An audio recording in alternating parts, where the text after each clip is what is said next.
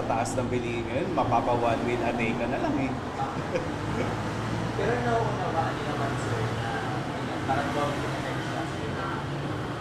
Oo, kasi lahat naman eh nakadepende sa crudo. Parang yung pag-transport pa lang ng mga goods and ano natin, mga services. Talaga, depende sa crudo. So, magiging domino effect yan. So lahat talaga damay. Regardless kung anong sector ka, so, damay talaga lahat sa taas ng bilihin. Pero nauunawaan niyo naman sir yung diskarte mo na para makasama. Parang okay na ba yun as a customer or mabigat-bigat din kayo pa paano sa iyo?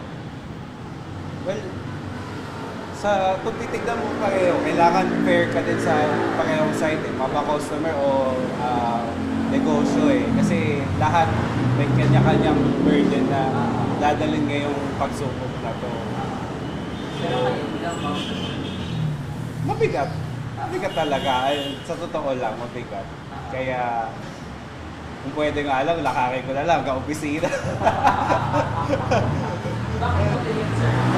Mabigat dahil yung pinakita as preso, pagdagdag sana sa ads Eh kasi hindi naman tumataas ang sahod natin. So, sana sumasabay din ang sahod, di ba? Kung sa tuwing tumataas yung presyo ng mga bilihin natin. Kaso,